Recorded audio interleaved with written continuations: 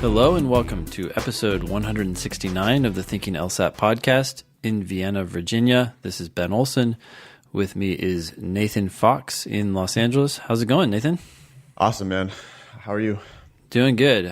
Just last night had the post LSAT drinking party here in DC at a bar that has skee ball, pool, and old arcade games. That was pretty fun. Love it. Awesome. Yeah. Most people who came, since they had just taken the LSAT, were now thinking a lot about their personal statement. And I just had so much to say about it, given all that we've been doing together with personal statements. Like in the past, it was kind of like, hey, yeah, good luck with that, you know? But we see so many these days. I couldn't stop talking about them. Yeah, we're going to have to write that book. We are. Yeah. We'll work on it. One Someday. of our projects. Yeah. Yeah, what's going on?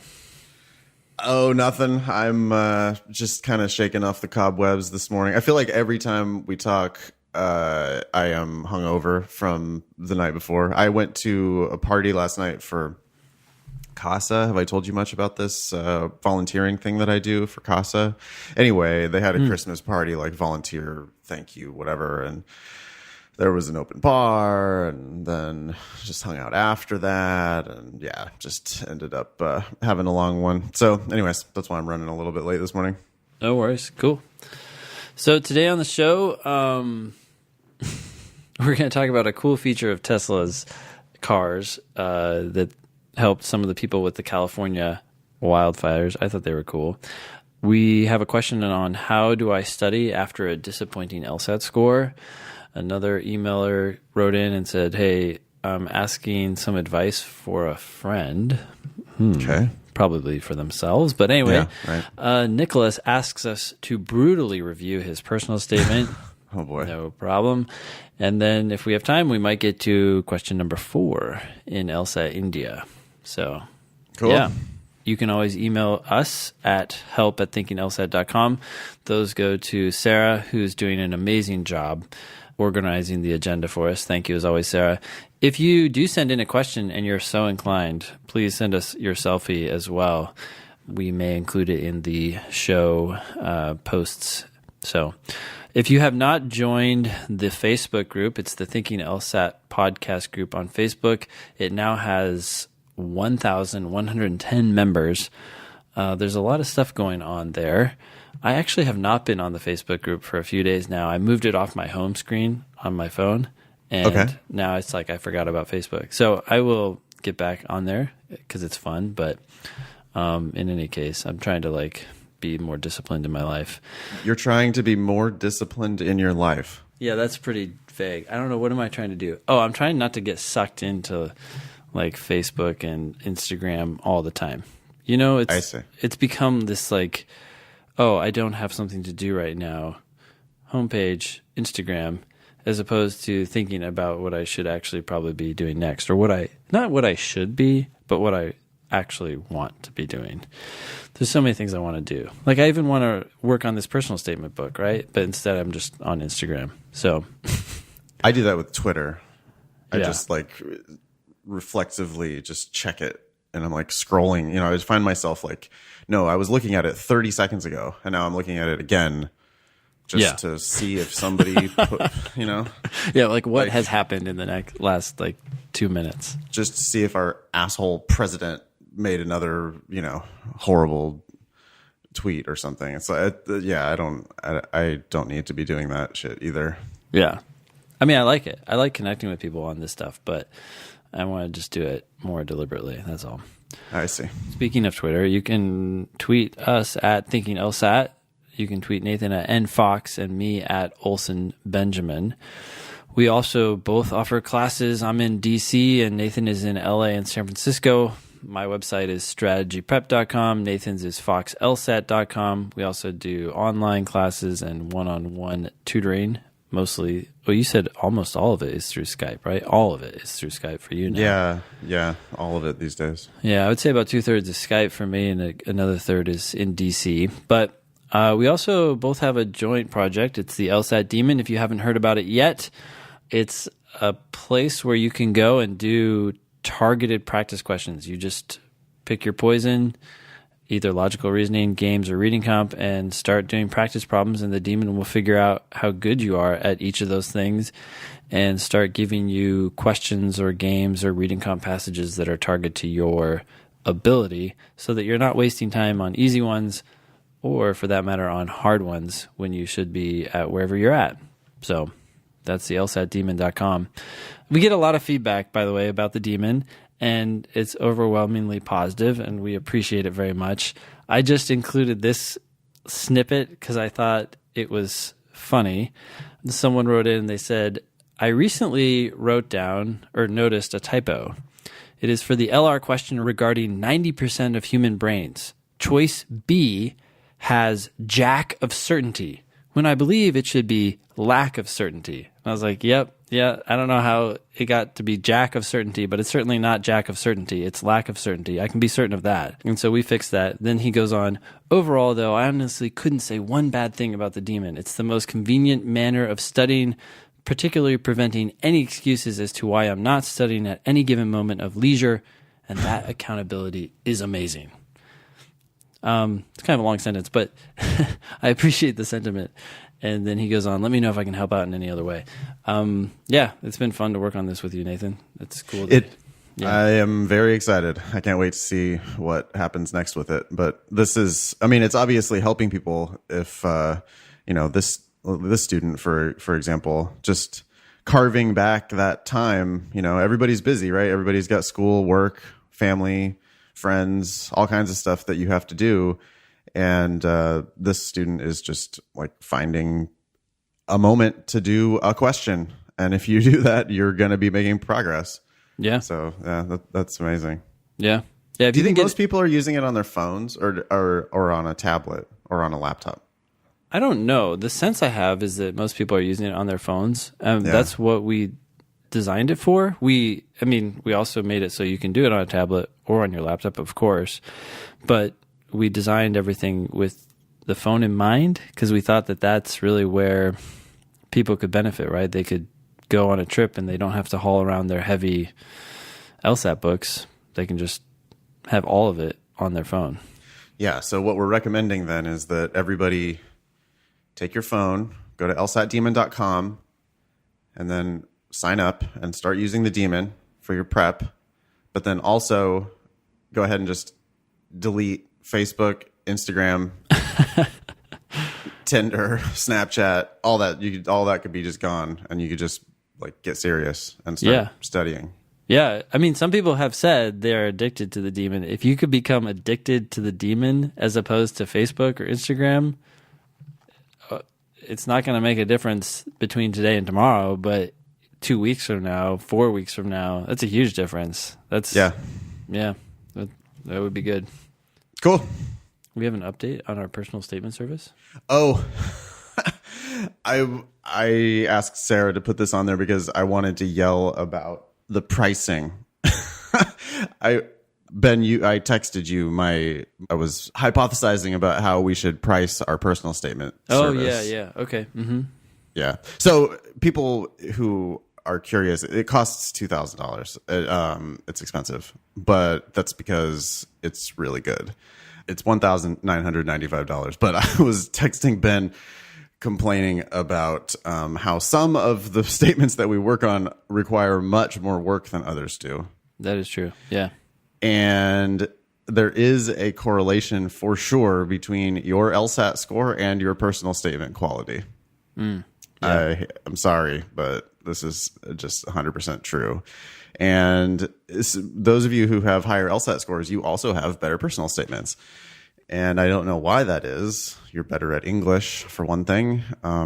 You also might just be better at working hard. You might take it more seriously. And it's like a rich get richer sort of a thing, but it's easier to work on those personal statements that start off in a better place. Mm-hmm. Yeah. And so I was ranting to Ben about how I wanted to do a sliding scale on the price where we made it like 1,000 if you're scoring 170 or above, and 2,000 if you're scoring 160 to 170, and then make it 3,000 for anybody who's scoring less than 160. I don't know that we'll actually ever do that. But it's so, I don't know. It's such, it's just real. That's real life. The rich get richer. And I don't know. I don't know what I want to say about that. I just wanted to complain. There you go. Yeah. I mean, it will be interesting to see it as we do more and more statements, how often that holds up. But our experience so far, and we've done several, and we have several that have been completed, it does seem like the higher the person is scoring, the closer their statement starts off to where it should finish. Although all of them, as we've pointed out before, still were so far from where they needed to be. I'm not trying to be a jerk, but it really, I think it's just they're all hard trash. to write. They're all trash. Don't get us wrong. They're so bad. And there's the one thing too that's a kiss of death. I love this one. I had 4 people look at it already. Yeah. And it's like, your friends, I'm sorry, but your friends are trash editors. Like, your friends suck at editing. You have no idea what you're doing. Yeah. And so this, like, I mean, we even get like people want to like disagree with us sometimes, right? Mm-hmm. Like, well, it's all just subjective because I had so-and-so look at it. And I had so-and-so who's an attorney and they looked at it. Mm-hmm. It's like, yeah, but one, maybe they're just not giving you honest feedback. I think that's one big factor for a couple reasons. One, if anyone has any concern about their relationship with you, they're going to moderate their advice. It's just human nature that people do not say exactly what they think to their friends because they're interested in how their friends feel and preserving that relationship and so on. But the other reason that these people aren't going to tell you honestly what they think is that it takes a lot of time and effort to actually provide feedback. It's so much easier to say, yeah, that sounds great. I like where it's going. Maybe change this one thing, because now they get the credit for helping you out, but they actually don't have to spend any time helping you out.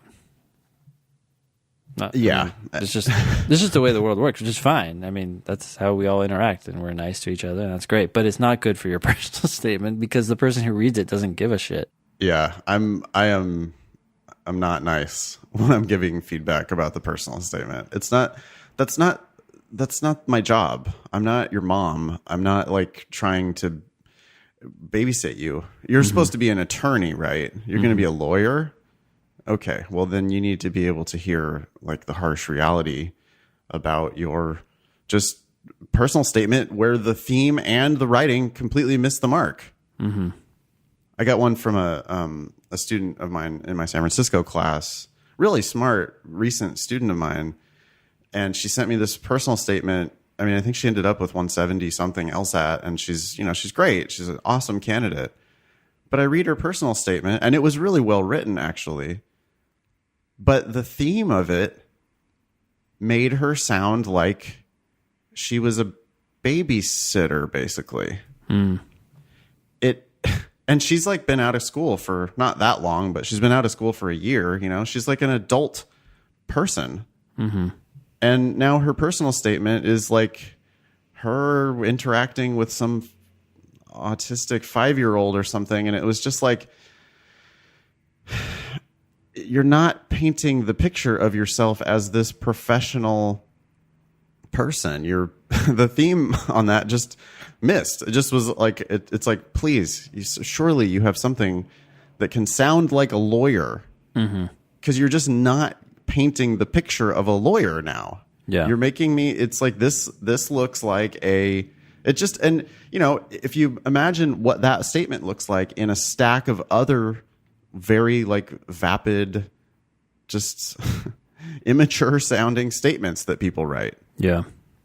And I think, so anyways, I think I didn't intentionally, but I kind of think hurt her feelings because I was like, hey, this sounds like you're babysitting this kid. Mm-hmm. But that's feedback that she really needed to hear, because it does sound like she's babysitting this kid. Yeah. And it's like, do you want them to think of you as a babysitter? Or are you trying to are you trying to paint a different picture of yourself as a future lawyer? Mm-hmm. Anyway. I think the analogy here is if you could only choose one picture for Tinder, you brought up Tinder before, right? If you could only pick one picture for Tinder, which picture are you going to choose? Are you going to choose the babysitter picture, or are you going to choose the one where you're smiling and hanging out with friends? Like, how do you want to present yourself? You have one chance, one story, maybe two stories you can tell in your personal statement. Which stories are you going to tell, and what image is that going to convey of you when the person is finished reading that story? Perfect. Yeah. Okay, well, so this first thing is this article that I can't remember who sent this to me, but actually my cousin sent this to me. I didn't realize that Tesla's had this bio weapon defense mode. Did you know about this? Yes, I read about this in the wildfires. Yes. So first of all, this is true, right? I'm assuming this is true. Yes. Okay. So the cars have the ability to clean out toxins and other things from the air. And so people were using their Teslas to drive around safely, or at least breathe well, in the California wildfire areas, which were, of course, heavily polluted with all that nasty smoke in the air. Anyways, when I was reading this, they were talking about how Elon Musk had gotten a lot of flack when he first introduced these, because everybody said, what the hell are you doing? And why are you spending money on this stuff? And it just sounds like Elon Musk to think of this sort of thing. He's, going to Mars because he wants to save us from planetary annihilation, if that ever happens.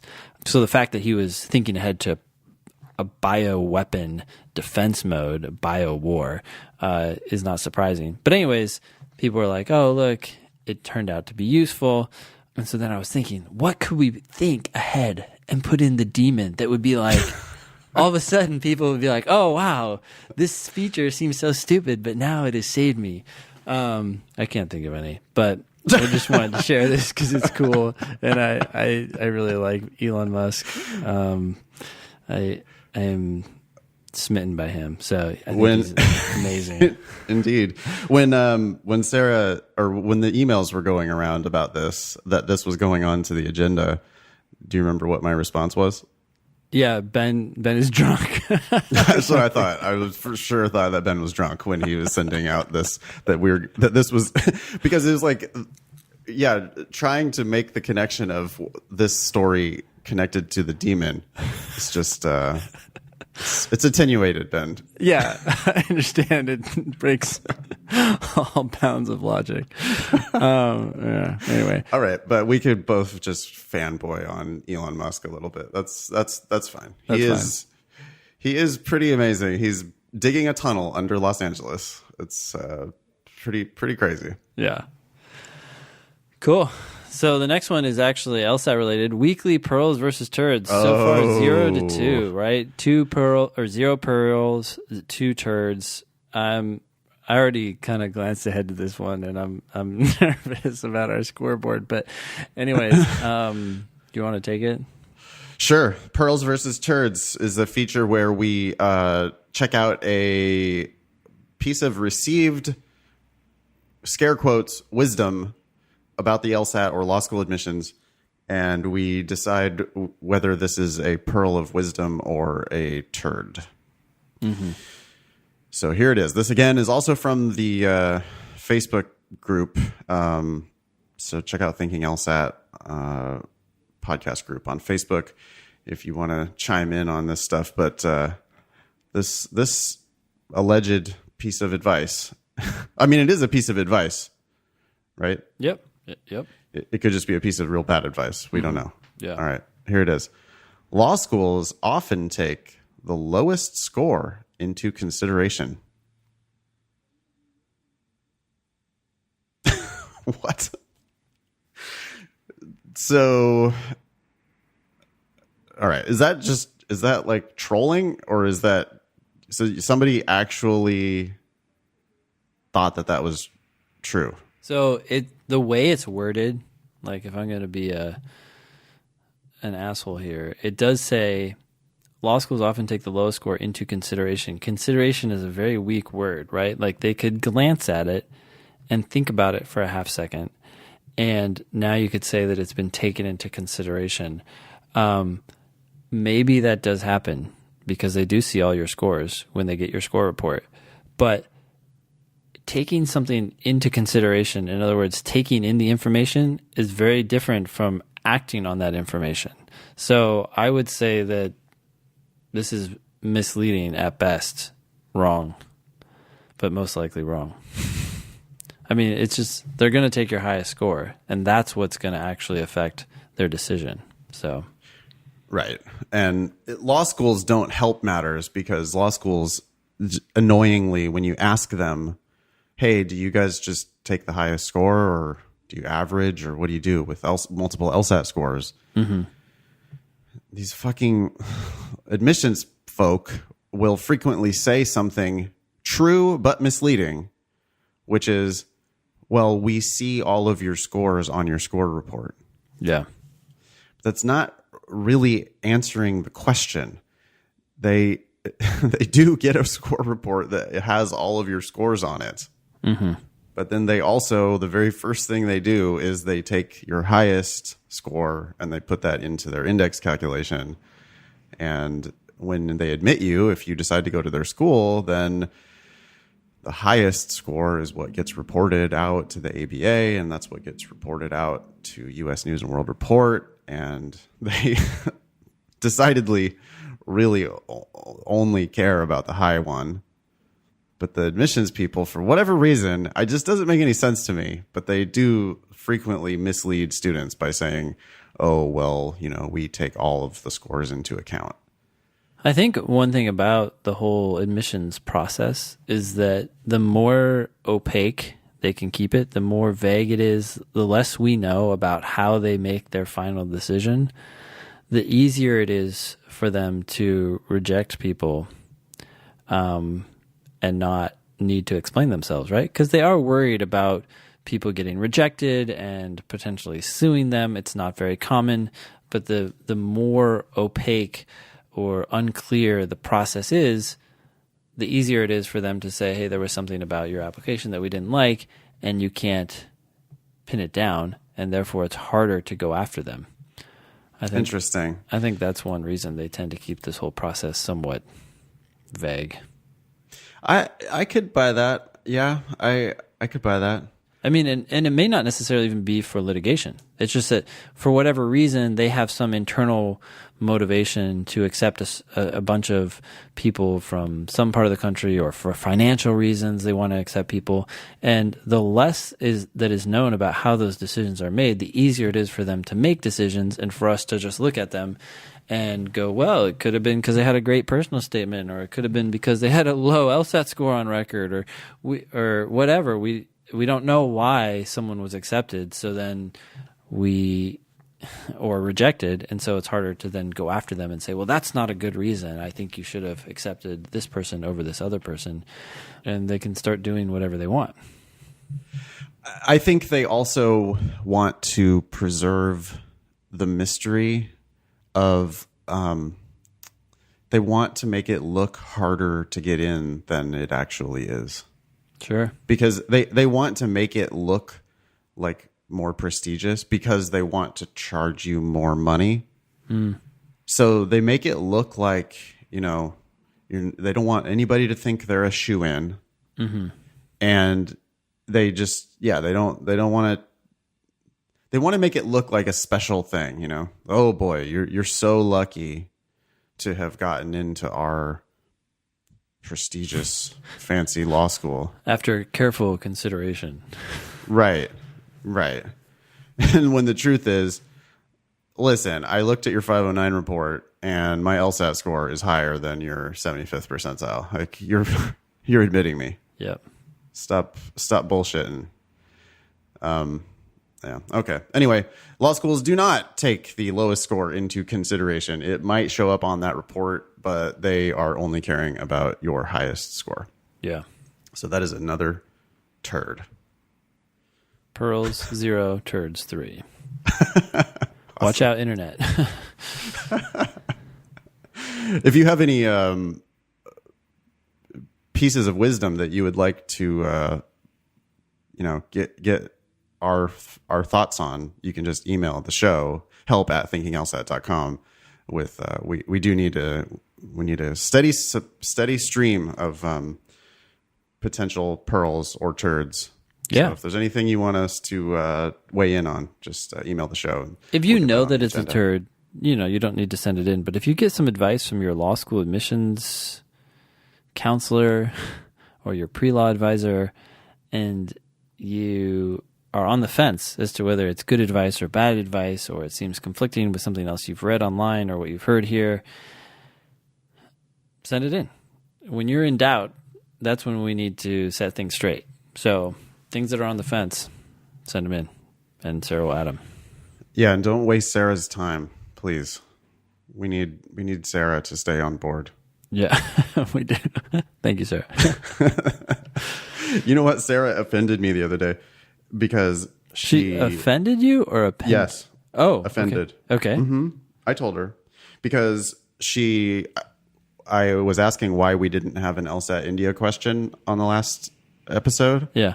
If that was a conscious decision or if it was just an oversight. Yeah. And I should have known that Sarah is not the type to really make oversights. She consciously had decided not to put it on, which is fine. I said, some students really love when we do that. And then other people, I've heard listeners say that they skip every time we do an LSAT question. So yeah. That's fine too.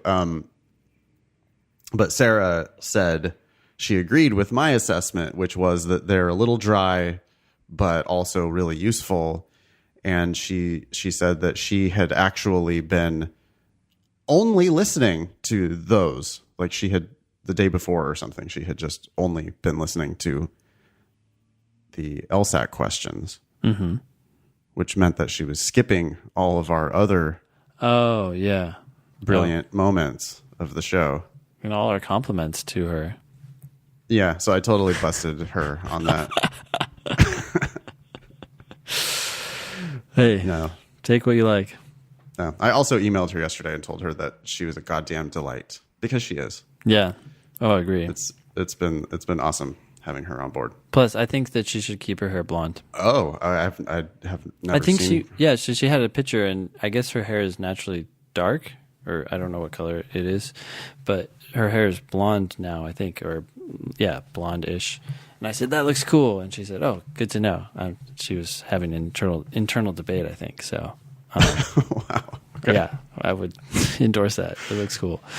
All right. Anyways, so this next one is from Kylie. Hi there. My name is Kylie Postel. Is this really Postel? Thank you, Kylie. You just told us your whole name, if this is really your name. I want to apply to law school. Okay.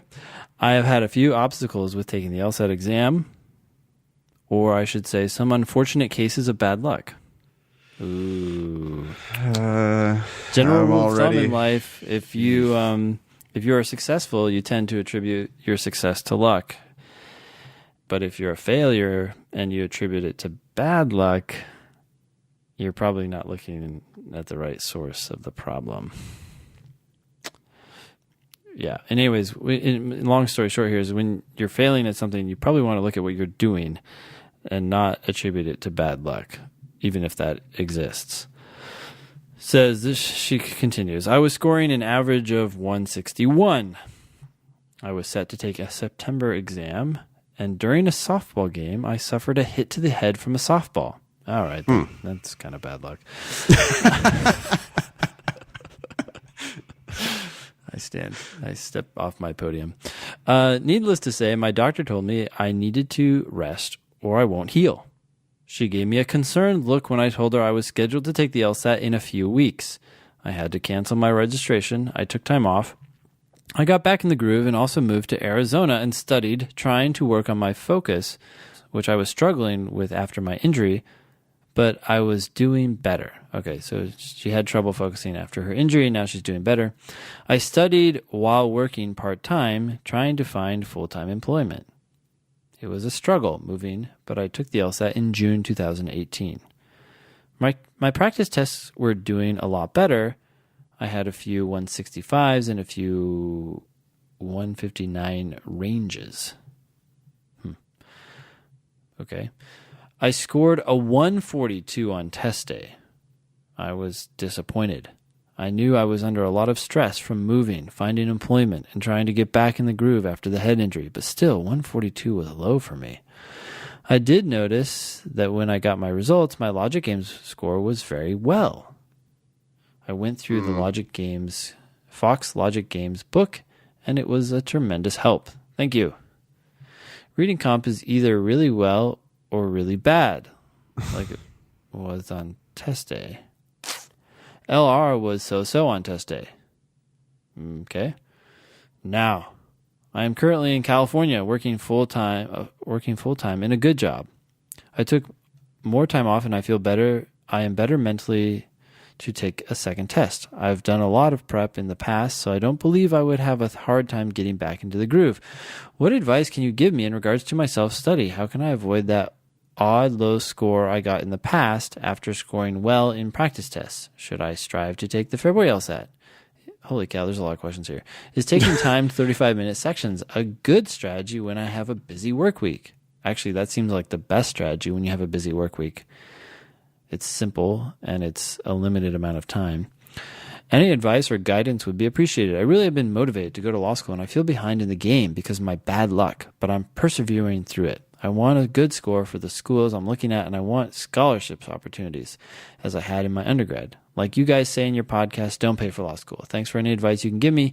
You guys are awesome. Okay, so there's a lot of questions there. Do you have any thoughts on any of that? Maybe starting with the 142? How do you go from 165s to a 142? Yeah. I have two hypotheses. Okay. Hypothesis number one is that softball did more damage than we think. I'm not sure. I'm not sure she's recovered from all that. Well, wait, hold on. Were these 165s after the softball injury or before? Oh, I don't know. Maybe I'm bad reading. Oh, yeah. Okay. She got back in the groove. There are a million things wrong with this email, which is why I'm real concerned. Mm-hmm. For one, there is no February LSAT. Yep. Things like calling it the Fox Logic Games book. I mean, that's just not the title of the book. Mm-hmm. Not that I'm among a million other things in this email. She keeps saying, well, did you notice that? Yeah, like the score is good or high. Reading comp is either really well or really bad, like it was on test day. That actually sounds like she's heard she should say well instead of good. Like, how are you doing? I'm doing well because it's an adverb, as opposed to I'm doing good. And now she's using it in other situations where good is actually correct. The next sentence doesn't have a period at the end of it. The couple sentences later, she says, I have done a lot of prep in the past. And it's a apostrophe LOT, yeah. A lot. Mm-hmm. I don't know. I just saw this and I was like, oh my God, this does not look like an email that somebody who scores 165 would write. It's just a mess. I mean, I can just glancing at it, I can see a place where there's two spaces in between sentences. Yeah, and then it's one thing to be consistent, but right. So there's like grammar mistakes. There's just, okay, whatever. She fired this off without really thinking about it. She just sent it to me, but I don't know. It just doesn't even make any sense. My practice tests were doing a lot better. This is a run-on sentence. My practice tests were doing a lot better. I had a few 165s and a few 159 ranges. Yeah. What does that mean? That's not a sentence. I don't know what that is. So anyway, when I scored a 142 on test day, ! It's like, well, this email sounds like someone who scores a 142. So I'm not trying to be a dick about anything. I'm just saying, I don't know where those 165s came from. And I'm not saying she's a liar. I'm scratching my head. I'm very confused. It is confusing. Okay. Everybody should know by now that if they email the show, they need to like tighten their shit up before they do it.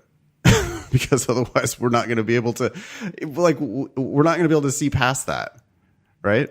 This is, I mean, and not to continue ranting about your personal statement, but like people write their personal statement, they think it's good, and they send it off to us, the two most critical people in the world, and it sounds like this. Yeah. We read two sentences and we're like, this is garbage. What are you doing? Mm-hmm. And we're not going to be able to even deal with the content of what you're trying to tell us when you haven't taken the time to like clean up your goddamn writing. Yeah. Anyway. Sorry, I really didn't mean to rant about that, but how do you score? Okay, so I have some ideas about how you score 142 if you've been scoring 165s. My number one hypothesis is on the day you go in there trying to get like a better score than you've ever gotten on any of your practice tests. I think this is the number one way that people crash and burn on test day. Mm-hmm. They go in there and they either go too fast trying to get 180 or they go too slowly trying to get 180. Yeah. When they're just not capable of a 180, almost no one is capable of a 180. Yep. And if you shoot for a 180, you can cause yourself to get a 142 when you were fully capable of getting something, it sounds like, in the low 160s. She should have easily been able to get something in the low 160s. Yeah. And so because I don't know this for a fact, but it's a very common thing is that people just like, okay, today's the day. This is the big day. Yeah, I'm going to do it. You know, and then they build it up. They make it like this big, super fraught thing. You know, it's like so scary. Anyway, if you go in there and play a game that you don't have, then that's how you completely crash and burn. Yeah. Right? Speaking of that, a few students I talked to last night said that the first question in one or both of the logical reasoning sections seemed unusually difficult. And then they did the rest of the logical reasoning section and everything seemed fine. But because it was the first question, they were kind of like, huh? Like, oh no, maybe I'm not doing very well because I expect it to be super easy. It's number one. And if that was true, if it really was a little more difficult than usual for the first question, I think that this mentality that you're talking about, today I'm going to do everything perfectly, would lead to you getting totally derailed by that first question because your expectations aren't being met and you're failing at something you expect to be very easy as opposed to just treating it how you should treat it, which is one question. Okay, do the question, do the best I can on it, go to the next one, and not make a big deal out of one question.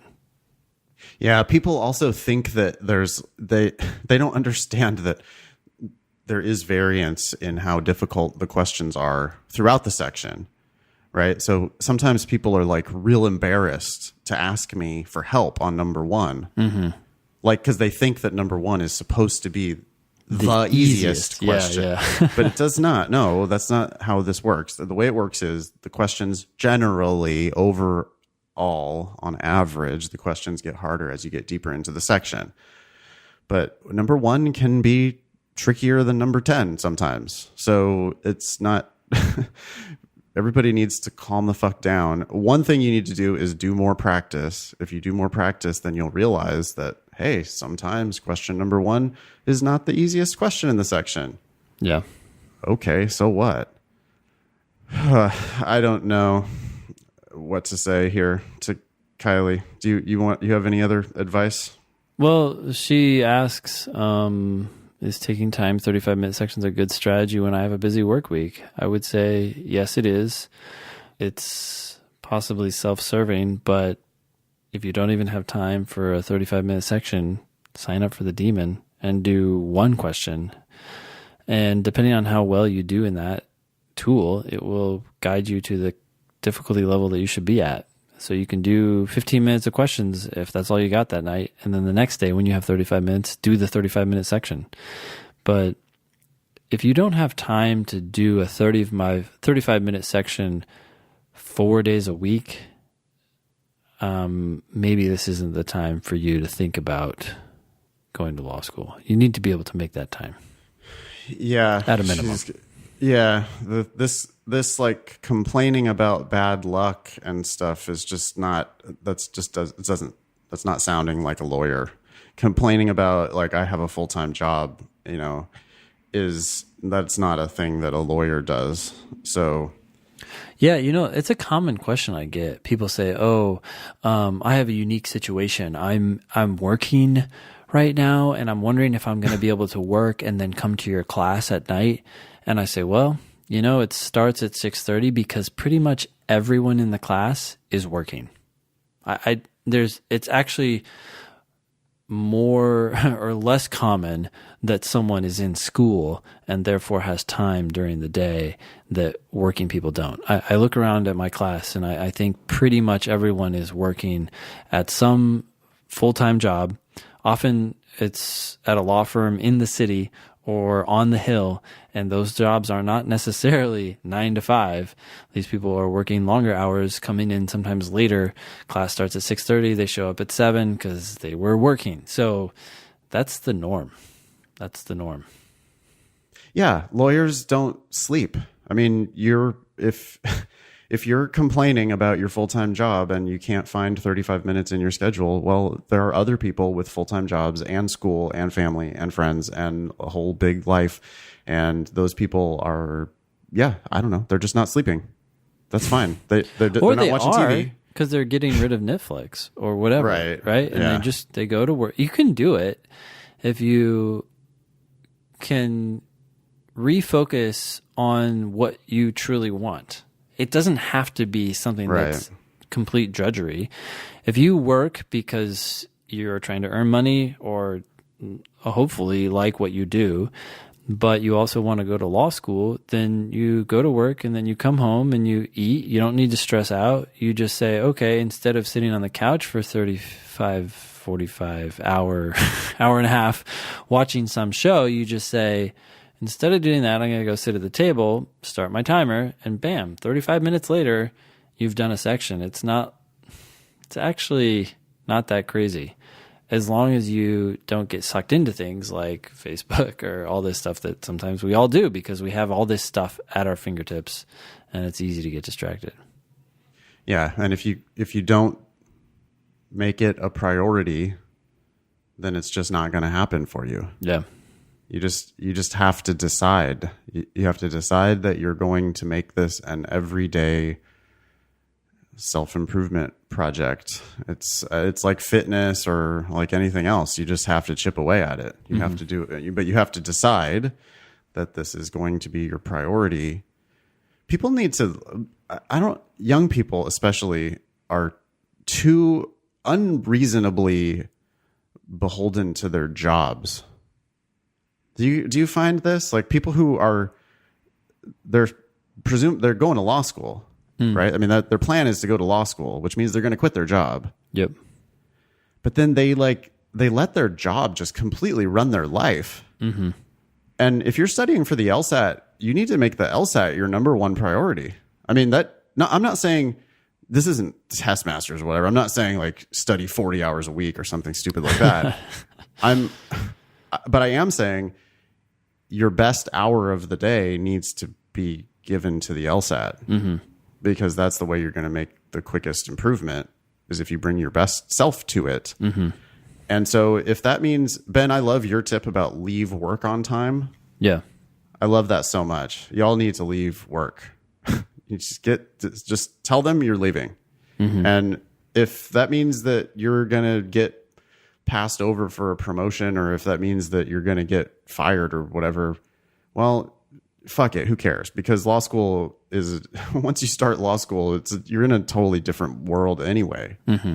So your stupid job that you have now, I mean, I get it. Like everybody has to have a job. You need the money, but there are other jobs, and also you're not going to get instantly fired because you decide that you're going to like start working a normal person schedule and carve out an hour a day for your LSAT prep.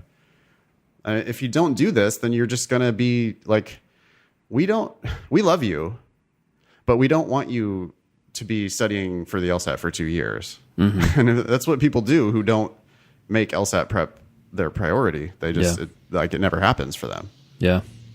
Maybe that's about it for Kylie. I think so. Yeah. Kylie, I'm sorry for making fun of your writing, and I really don't mean to be mean, but yeah, I don't know. I was scratching my head. I didn't know what to say. Yeah.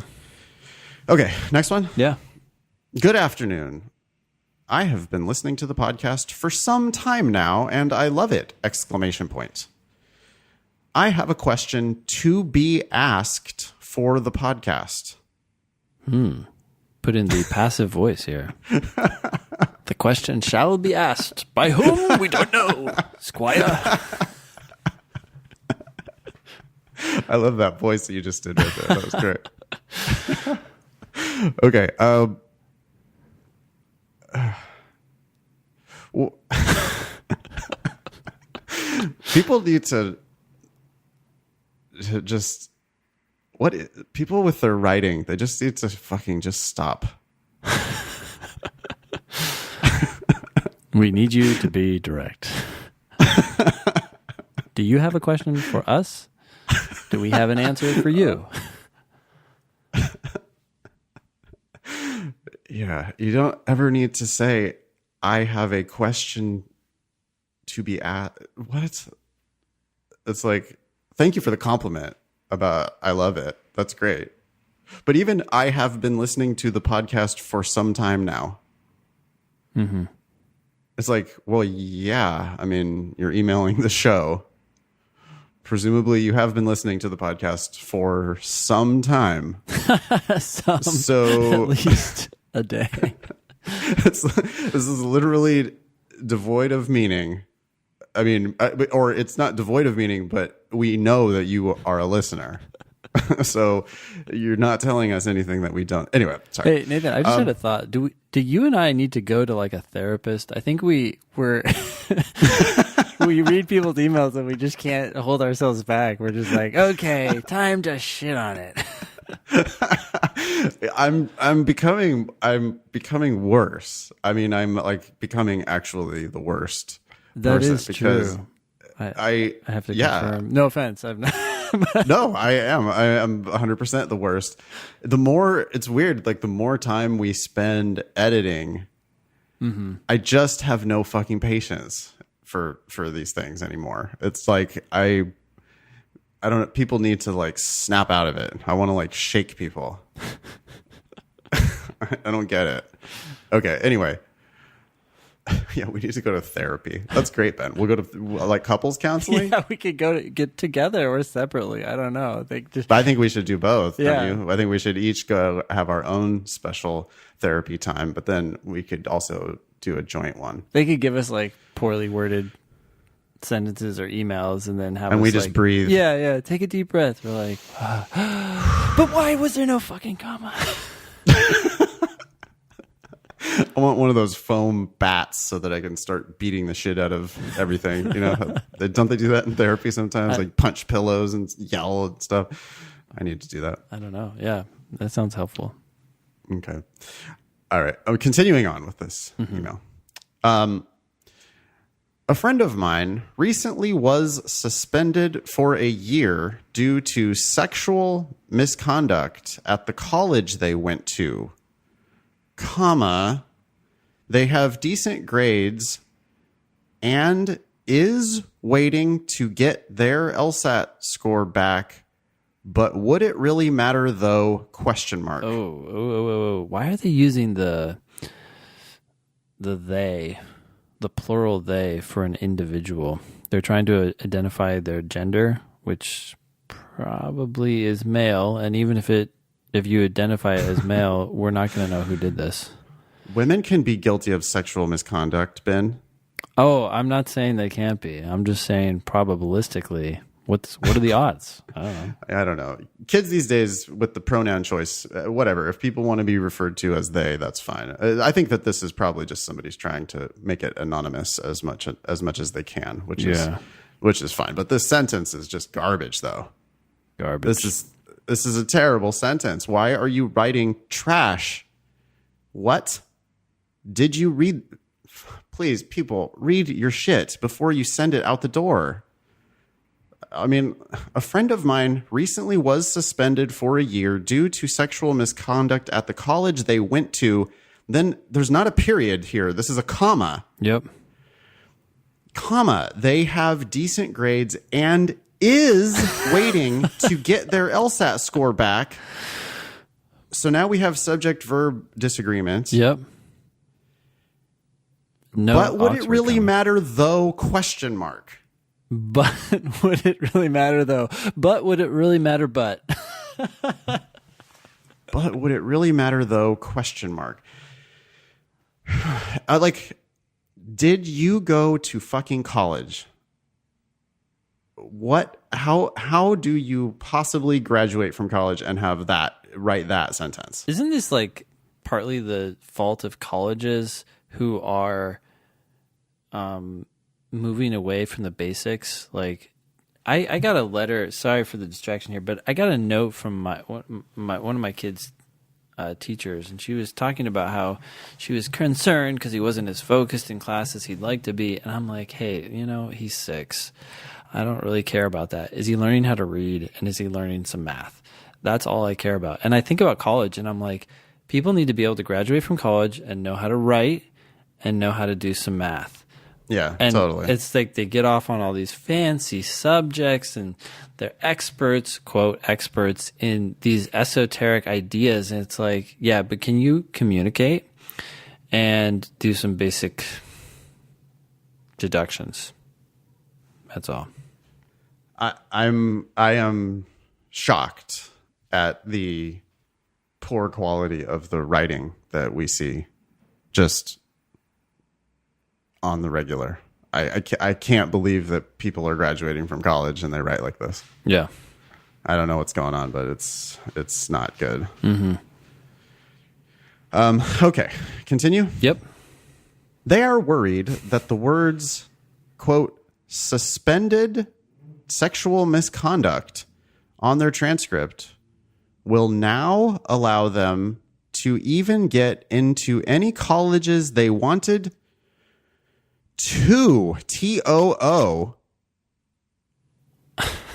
because of the negativity associated with sexual misconduct. There is negativity associated with There's sexual... negativity associated with it. I would, yeah, there is, by the way. That sentence is trash. You're going to put wanted to, and you're going to put TOO. Okay. You've got the typo on now. I mean, maybe people are like sending shit in on their phone or something. Like it's dictated and they're not saying comma and period and stuff like that. Yeah, I was going to say, Sarah, please feel free to, not put emails like this on the show. But remember when we told Sarah to start mixing in shitty ones from time to time, just like as a surprise? Yeah. I think this might be the one. Oh. Yeah. I'm serious, because it's so terribly worded, and it's like just the most terrible idea in the world. Look, this next sentence. They were falsely accused for something they didn't do, comma, but I know they didn't do it. But I know they didn't do it. You wouldn't want to contrast with something you just asserted. You said something they were falsely accused. Yeah. Falsely accused for something they didn't do. Well, they were falsely accused. Yeah. That's what you're saying. Yeah. And they didn't do it. You already said that when you said they were falsely accused. But I know they didn't do it. Also, they fucking did it. Yeah. Listen, you were suspended for sexual misconduct. That is not the type of thing that just happens very lightly. 99% of the time that it happened. So, or something bad happened that they shouldn't have been doing. They got suspended from school because of sexual misconduct. And it's on their transcript. Schools don't just put shit like that on your transcript, like without evidence. Oh my gosh. your friend's a dick. Your friend did it, and your friend got suspended from school, which he should have. And if that keeps him from going to law school, yeah, potentially. I mean, this is. I know Sarah put this in here because it's so terrible. She did. This is the funny one. She's like, I got a picture of her like rubbing her hands together, like just gleefully waiting for us to get to this one. How should I guide my friend? We are very close, and we always talked about starting a law firm together. What? I'm sorry. Like, I got distracted because I was looking up sexual assault statistics. So Yeah, I was curious. Great. What percentage? So, 96% of perpetrators are men.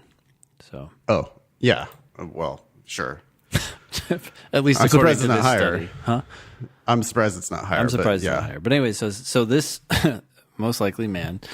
But then I heard you say they want to start a law firm together. Wait, what? Laughable. Just like do you look at those sentences? You're going to start a law firm, really? Your partner is probably lying to you about what they did, and now you're going to be partners with them in business. I'm sorry, not your partner, your friend. Your friend is lying to you. Your future partner. I don't know if I'd go into business with him or her, unless, of course, this is you.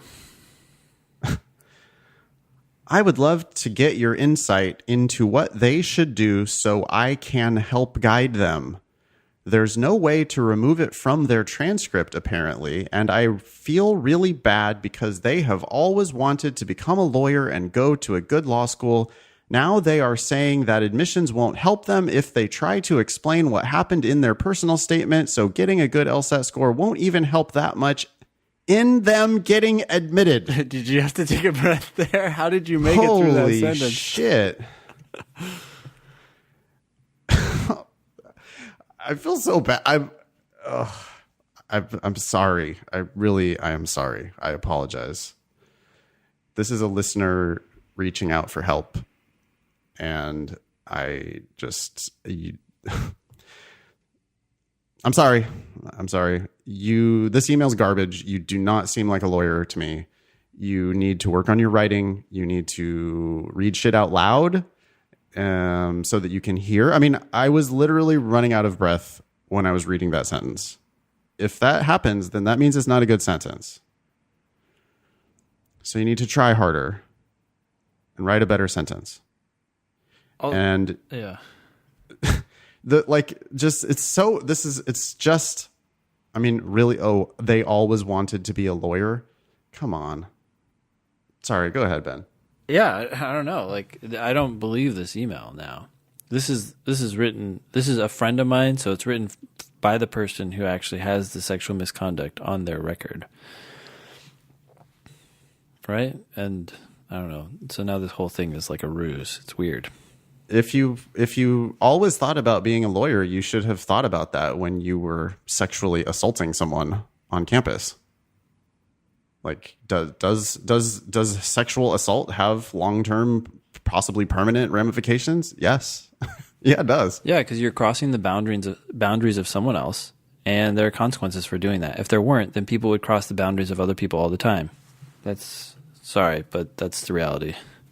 Yeah, we're believing we're believing women here on sexual assault. I mean, it's so hard for women to even come out and make those accusations.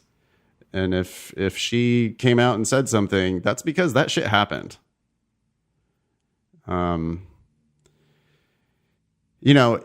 your state bar. The best thing to do here, if you want to know whether this is going to actually prevent you from being allowed to practice law in your state, you need to call your state bar association and ask them that question. Yeah. And just be honest and say, here's exactly what it says on my transcript. And maybe what happened. I mean, I imagine there are ranges of sexual misconduct. Sexual assault sounds worse than sexual misconduct. And so maybe you need to write an addendum and come out with what happened. If what happened is not as bad as our imagination might take us, given the vagueness of the term sexual or phrase sexual misconduct. I don't know. Who knows? This is it's not going to be good for you. Like, that on your transcript is not good. Yeah, you were gone for a year. That's not good. You got suspended from school. I mean, they they just don't suspend people from school for things that aren't serious. And, even if this is the worst luck that ever happened to anybody and you're completely innocent, don't know what to tell you, because that's a real bad thing. And yes, I mean, it very likely does keep you from going to law school. And I mean, it probably should. Also, these sentences are just, I can't believe how bad they are. And you're not a lawyer anyway. Like, you need to write better, first of all, to be a lawyer. Yep. We get the compliment. I mean, and also, like, do you catch the laziness at the end of that second paragraph too? So getting a good LSAT score won't even help them that much in getting them admitted. What do you mean, the laziness? Well, it's just like wanting to make an excuse, like, so I don't need to study for the LSAT now. Because like, what difference would it make? Why should I even try? Right. Well, I mean, and so my very honest response to that is, you shouldn't try. Just don't. What? Yeah, no, I agree. Okay. You need to go find another career that excites you enough to actually try and fight for what you want. Because lawyering is not going to be your thing. I mean, it's like you have no idea how hard it is. If you're saying, this is like whining about a thing that didn't happen, allegedly, but now I don't want to study for the LSAT because this good score is not going to do anything, right? Good score is not even going to matter, right? Yeah. It's like, yeah, okay, you've already decided, yes, you're correct. You're not going to get a good score anyway. And two, it's not going to do anything. So just don't. It's like, just this non-starter, give up. Okay. Thank you! ! And keep up the podcast. I love listening to them and telling my friends to tune in! ! Probably not anymore. I hope you do. Hey, really, we only do this because we're trying to help you. And so, if you've listened to more than one episode, you know that you're going to get like harsh reality from us. And so there you have it. Yeah. Confidentiality notice, : I would like my name and email to be confidential. Thank you. Okay, so there's an email from confidential. Yep. All right, here's the personal statement. Annalisa here. Annalisa helps out with the podcast every now and then. I helped edit my brother Nicholas's personal statement, which revolves around his missionary experience in Mongolia. He wants you to be as brutal as possible. Thanks in advance. All right, Annalisa, we will read your brother's personal statement. Should I start? Yep. Let's do this.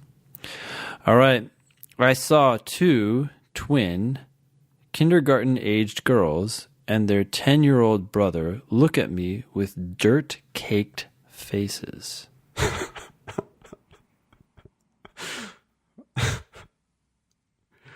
What do you think? That's the first sentence. We got to talk about it. I don't think they're looking at you with their face. For one thing. I mean, they have dirt-caked faces. Yeah.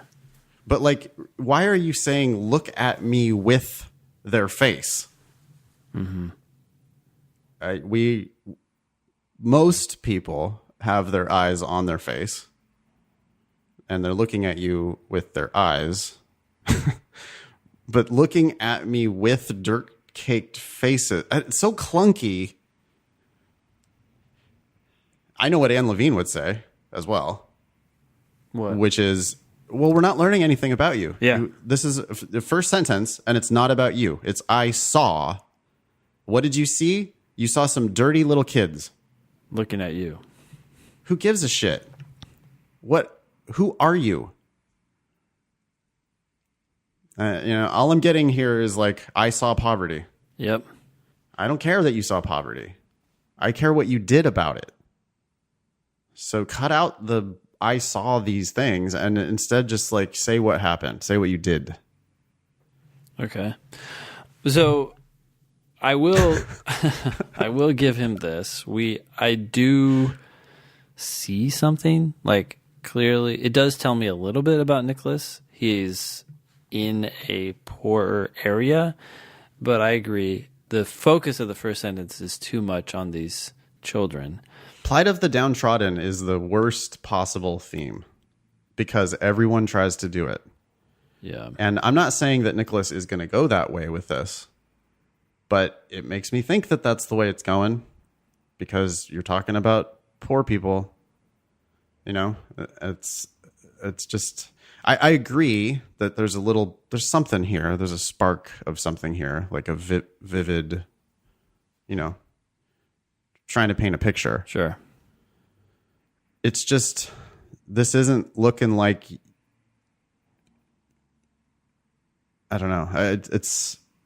I guess I want to keep reading. Yeah. But I would be making lots of judgments already, like after one sentence. I would say this too, Nicholas. I was a little nervous when I saw two twin kindergarten age girls, and this is your personal statement. I don't know, just talking about young girls in your personal statement. Maybe it's because we just read an email about sexual misconduct, but it sort of made me like, why are we talking about this thing right now? That just made me nervous. So I know that's not what's going on here at all, but I don't know. It's just not the right word to have in here, I feel like. Girls? Yeah.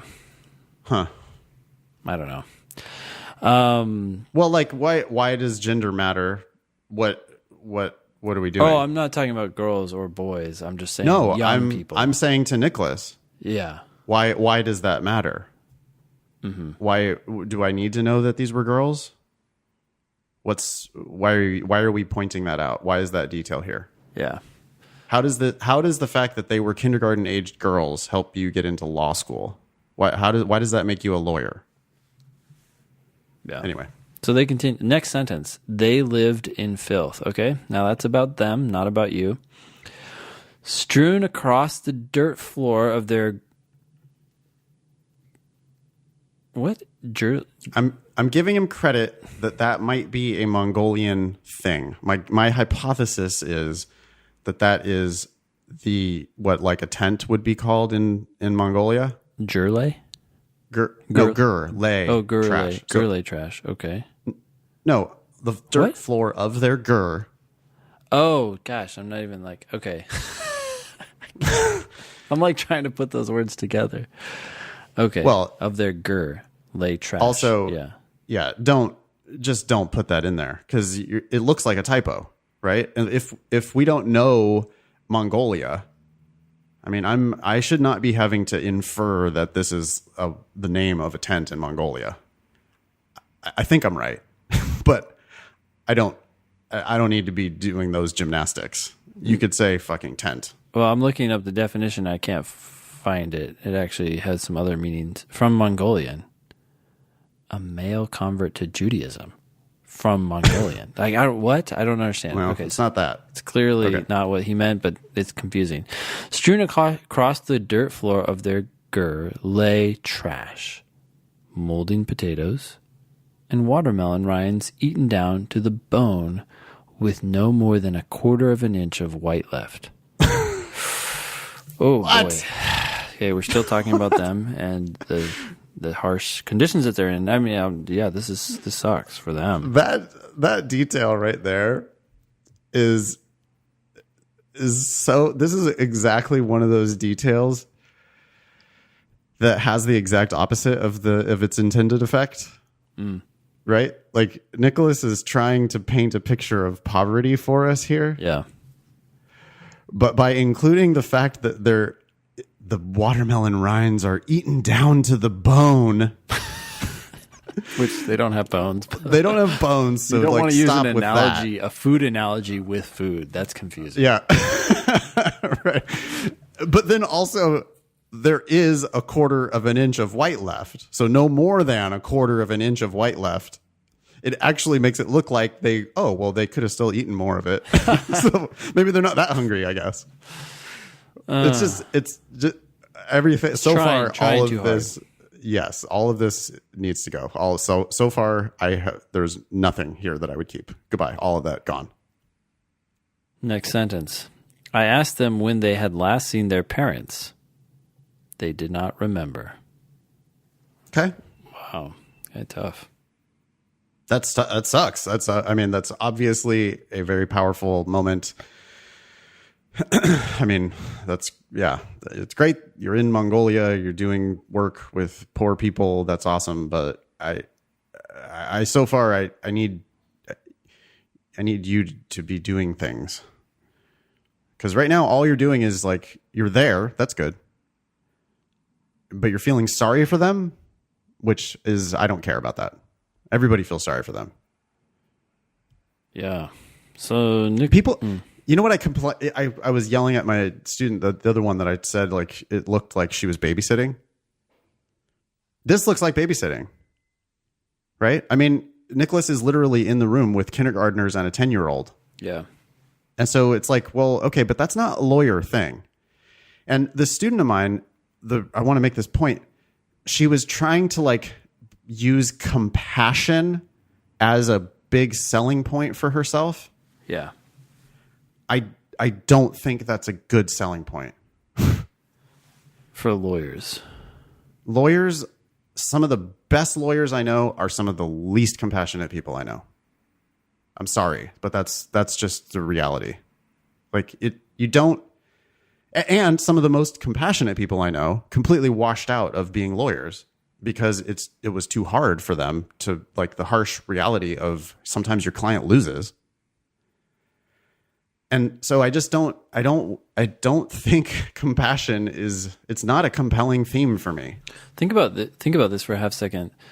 You make money as an attorney, and your opponent's attorney makes money as an attorney by fighting with each other. You fight, and then you both make money. You know, there's this famous phrase or saying that I love this. Lawyers always win, right? Oh, what were you going to say? I thought you were going to say. Oh, something like a lawyer, a solo practitioner in a small town can make a good living, but two solo practitioners in that same small town can both make a great living. Yeah.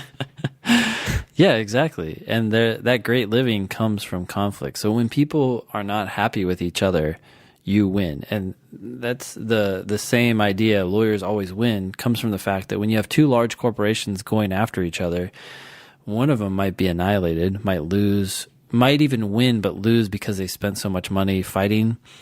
But the law firms that work for those companies always win. It doesn't matter who wins or loses the case. You still get paid as the losing attorney unless you have some weird contingency agreement. But even then, you're going to get some payment, and then you walk away as a winner. Bottom line here is that attorneys thrive on conflict. So compassion is nice in principle, but the reality of the work is that doesn't help much unless you're like lawyers, pro bono, and even right. then you're fighting with people. Lawyers are gladiators of the English language, right? Mm-hmm. You hire a lawyer because you want them to go into courtroom and kill. Mm-hmm. I don't want my lawyer to be compassionate. Yeah. I want my lawyer to be a fucking killer. Yeah, if you get in trouble, if you get in legal trouble, you're not going around looking for the person who's going to sit there and understand you the best. Oh, I understand what you're going through. You're going to find and want someone who maybe doesn't even care about you, but knows how to win. Right. this is not the helping type of field that people somehow people think that like I'm going to be a lawyer so I could help people. Yeah. That's not what lawyers do, y'all. Lawyers fight over money. That's mostly what lawyers do is they fight over money. Yeah. I mean, or they fight in, like criminal court. They're fighting over, whether we're putting somebody in prison or not. But it's just not this is not a warm and fuzzy, it's not a good field for, if you want to be human, be compassionate, be a nurse, go do anything else besides being a lawyer. People don't understand how zero sum it is and how cutthroat it is. Mm-hmm. It's war. It's fighting. Yeah. Who are you going to put into the arena on your side? Somebody who's really warm and fuzzy and touchy-feely? Or somebody, with blood under their fingernails because they're just a killer. Mm-hmm. You want the killer. I don't know. So this is this is sweet, Nicholas is a good person, but it's just this is not saying lawyer to me. Yeah. All right. Nicholas continues. Next paragraph. I do like the fact that your paragraphs are short, Nicholas. That's good. And short sentences, too. Yep. I left the kids with my companion and ran to the store. I used my own money to buy them necessary food and hygiene products. I returned with 2 bulging plastic sacks. Distributing soap. There's 3 of them. Distributing soap and bread to the kids. I boiled some water and put it in a basin, allowing them to clean themselves. The smallest girl turned to me after washing her face, exclaiming that she was finally clean. Now I'm getting that skeevy thing about girl again. Yeah. I don't want to be talking about a girl cleaning herself. No. Yeah. I mean, I know obviously that's not what's going on. I know, It's yeah. just We know Nicholas, come on. You have good intentions, Nicholas, and you're helping them, but it's not a good thing to talk about. All right, later. It's also, this is babysitting again, right? This is, you're literally helping a kindergartner wash her face. Yep. Great. You're a lovely person. You're a lovely human being. Awesome. That's not what a lawyer looks like. Yep. Lawyers do not bring this up in a professional document that is supposed to be making a case for you as a killer law student and lawyer. This is not lawyer shit. Mm-hmm. This is babysitting. This is nursing. This is supposed to be a professional document.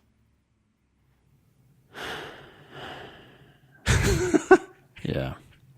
Okay. Continues. Later, their mother returned with bags of new purses and clothes for herself. I did everything I could muster to stay silent. What? He was frustrated with her for not providing for her children, I guess. I just waved goodbye as their mother coerced them away from us. I ran back to the mission office with my companion and reported everything. A mission couple put them into state custody, and I helped put them up for adoption. I never saw them again. Boy, Nicholas, this is just not good. I would not talk about any of this at all. I am not in a position to judge whatsoever whether that mom was doing a good job or a bad job. It sounds like a bad job the way you're telling me the facts. But the reality is that these dynamics are complicated, and pulling children away from their parents is not necessarily something to be bragging about. No, it's completely tone deaf. What about helping this mother figure out how to better raise her children and helping them stay with their mother? I'm not saying you're wrong. I have no clue. Some children need to be taken away from their parents. But my general assumption presumption that is that the answer is no. We should try to somehow help them stay together. And we do not know enough in 3 paragraphs to have any sort of sense whether that is the case. I don't think you had enough information with one interaction to know that. No, This comes off. Yeah, go ahead. This you have to blow up and start this whole thing over. Like, this is gone. Like, just, this is a non-starter. Yep. This is not the appropriate theme for your personal statement. You're gonna have a skeptical reader who looks at this and thinks that you are like an imperialist, right? This is like the white man, literally the white man. Yeah. Coming in on a mission, on a church thing, apparently. Yeah. And you're coming in to these poor people who have a dirt floor. You said they have a dirt floor. Well, but that's their community. That's how they live. This is what life, different people have different modes of life.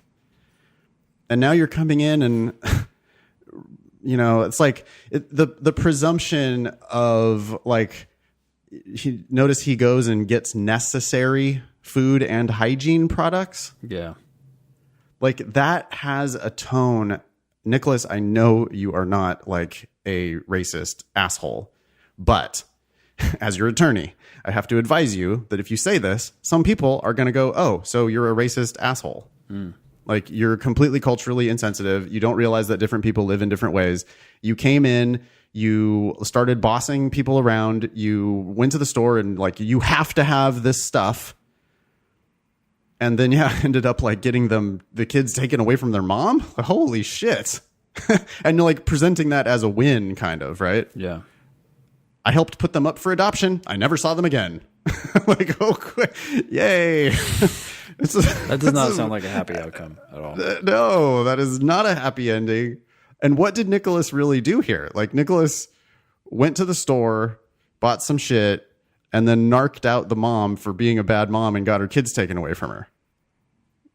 That's not that's not an accomplishment. Yeah. Should we keep on going? I don't know. So, like, this sounds okay. So maybe some of this is helpful to like tell people what not to talk about. I'm skipping down here. Okay, so I'm sorry, Nicholas, but we're going to share some of this, I think, maybe to tell people what not to say, because some of this stuff I could see other people saying. The next paragraph says, the Mongolian government does not function efficiently. Again, it's just like a broad judgment of some of the government in general. I would just cut that entirely. The bottom line here is people avoid broad proclamations about institutions or entities that are ginormous. Just stick to talking about yourself. I hated that I could not help those kids more or follow up on them. I heard hearsay that they were still in the system. Yeah, so now you're just confirming that maybe you didn't help them. A weighty memory hangs in the smog of Ulaanbaatar. I don't know if I'm saying that right. That...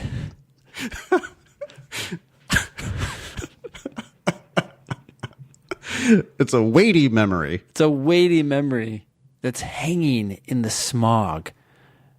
Your memories are now out of body.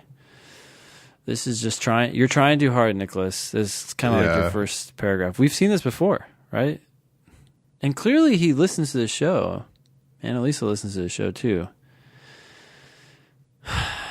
I'm very confused. I don't know how anyone thought that this was good. I don't. We love you guys, but we love you. We do love you. You all are trash writers. You're so bad at writing. I'm sorry. You're just so bad. A weighty memory hangs in the smog of Ulaanbaatar. It's not about you. It's a weird mixed metaphor with a weighty memory hanging in the smog. What is that? The fuck are you talking about?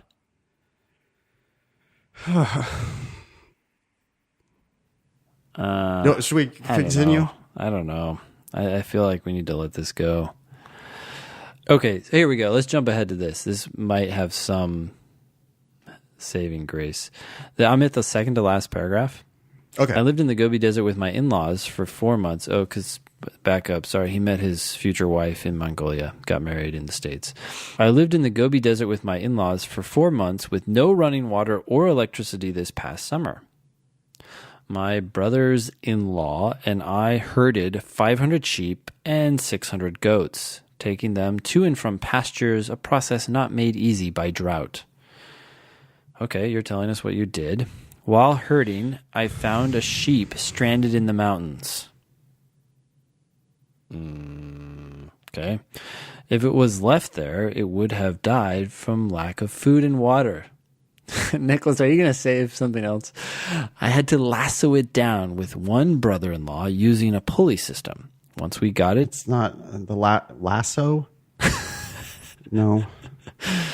Once we got it down, I carried it back to the... Oh, there's the gur again.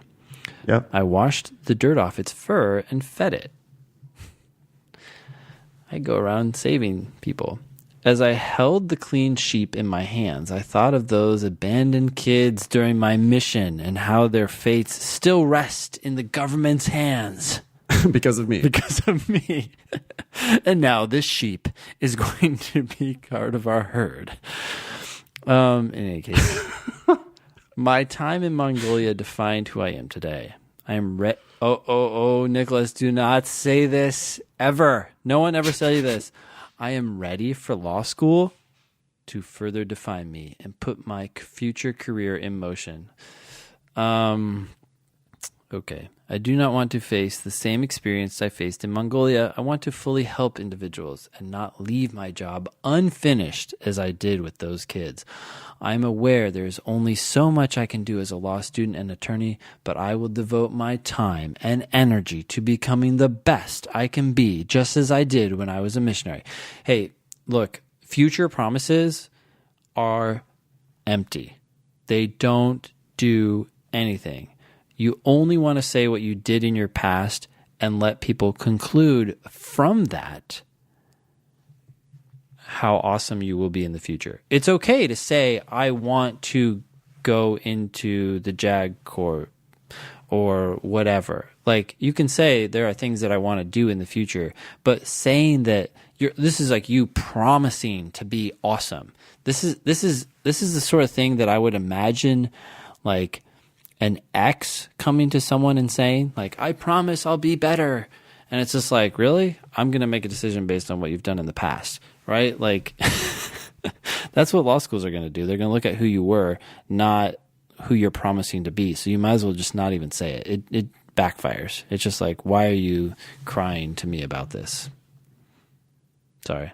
That's my... Yeah, I 100% don't... Yeah, people love to do it in the last paragraph. They love to get into this like, I'm ready for law school. Law school is going to help me do these things. Like, you're speculating about future shit. That's not the purpose of this document. Yep.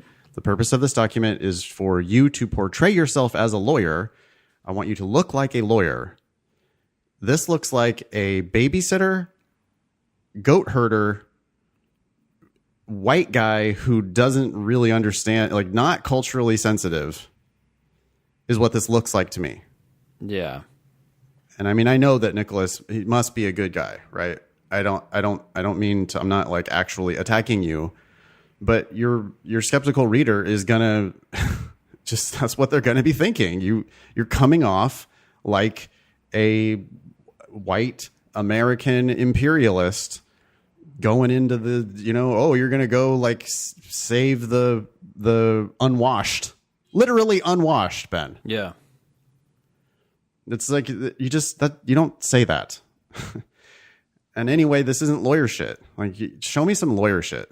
You get, like, I don't know if people maybe need to take a gap year or 3 and like get a job in a law firm and, it's like, show me you doing things that are like actually related to legal practice. Because this just comes off as like super, super naive. Yeah, I think you put in this paragraph too about saving the sheep because you thought it might show how you can solve problems, but I don't know, it's just not a problem that I can relate to. You saved a sheep. I'm being honest with you, I don't really care. Like if that sheep had died, I don't think the world would be any different. I mean, animals die all the time out in the world. Yeah, sheep and goat herding is just, I don't... How far away can you get from the practice of law? Ain't lawyer shit. It is, yeah. What's one thing that almost no lawyer has ever done? Herded sheep. That's just not a thing that lawyers do. Look, if you had done like community organizing in this area, right. Like if you had said I herded sheep and goats and there's this problem with like the community because people are fighting over water, and I helped organize a meeting that allowed people to come to a solution, I'd be like, wow, I don't care that it has to do with sheep and goats and water in some far off land. That's organizing. That's leadership. I don't know what this is. This is you're a good Samaritan, but I are trying to be. I don't know if you are with the kids, but yeah, I don't know. It's not legal stuff. It's not. It's just not at all lawyer. It's not lawyerly at all. It's like you are not painting a picture that you have any idea what lawyers do. I don't know why you're trying to brag about saving one sheep. Like it's like compassion again, right? Like, oh, it would have died if it weren't for me. It would have died from lack of food and water. We saved it. And it made me think of those kids. It's like, this is not what lawyers do. I mean, if it were to have any interest, it'd have to be an endangered species. Then some people might be interested in your saving it. But sheep are not endangered because they're domesticated. In any case. Start over. Blow it up. Try again. I would really like to hear, ideally, tell me a story where you're wearing a tie. Yeah. I mean, although maybe he's Mormon missionary. Maybe he's wearing a tie. He is wearing a tie. Short sleeve shirt. Probably in Mongolia if it's hot. With the tie. Mm-hmm. That's my guess. It's a good look. No, when I said a tie, I meant in an office. Like I need to hear a professional story. Yeah. I think is where I would try to go if I was Nicholas, because this is just you living in Ulaanbaatar for 2.5 years. I don't care. It doesn't have anything to do with you being a lawyer. Yeah. Yeah. And like weirdly, the story of meeting his wife and stuff too. It's huh? Yeah. What? Who? I don't care. It's not. Is she going to law school? I don't get. I don't get it. People try to get all artistic, right? Mm-hmm. Like they think that they're supposed to be having this. Like they want their statement to be emotional, but that's just not what this assignment is supposed to be. By the way, I would say that not to keep talking about our personal statement stuff, but you and I are doing it so much these days, it's hard not to think about it. And here we are reading a personal statement. This is an example of someone whose sentences are well written. Mostly. They could be improved, but mostly the sentences are short, they're clear. The weighty memory hangs in the smog analogy is weird. The eaten to the bone is weird. So your analogies are off, but your tone is generally clear and concise and easy to understand. And when we're working on people's personal statements, there are two big things that we have to work on. We have to work on what you're going to say and then how you say it. And I think a lot of people out there who are good at how they say things, like Nicholas. They can say clear sentences, and they read them, and they sound clear, and they're easy to read. You don't have to take a breath before the end of the sentence. And then they look at that and they say, "Oh, I have a good personal statement because each of these sentences sounds good." You got to get the content right. You got to get the story right. But then you have people out there who have a good story, but they say it in the wrong way, or they're boastful in how they say it. And so, anyways, that's just something you got to think about as you're writing. What are you going to talk about? And then make sure you say it in a way that's persuasive and clear.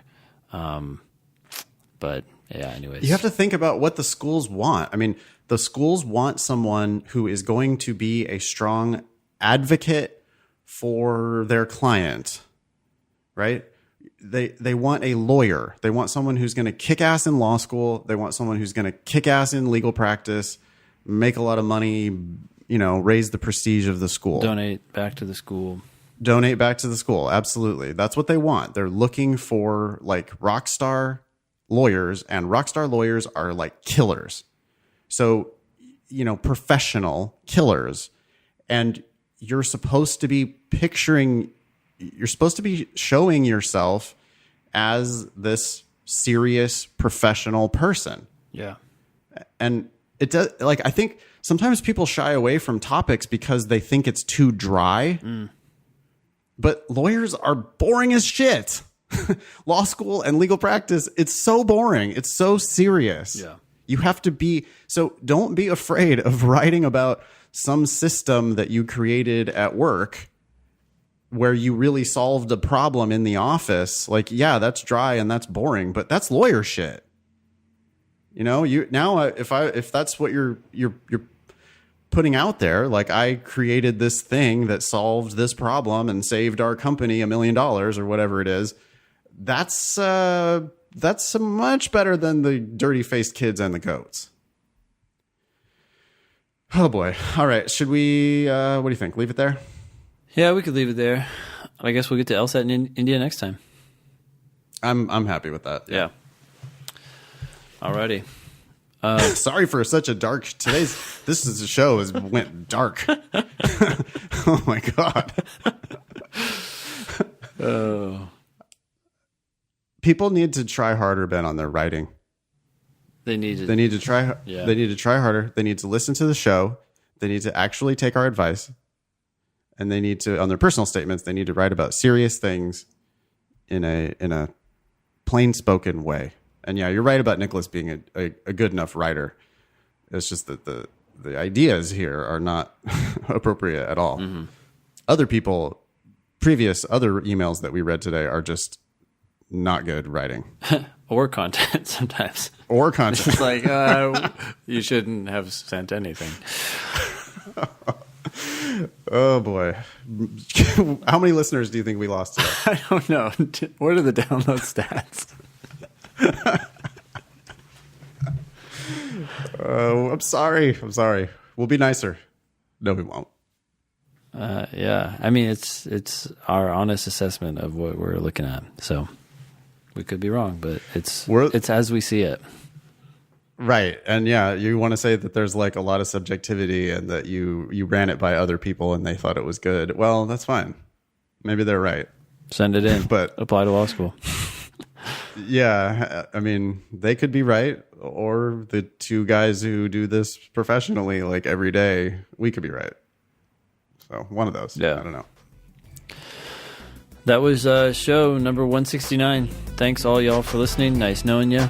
Don't pay for law school.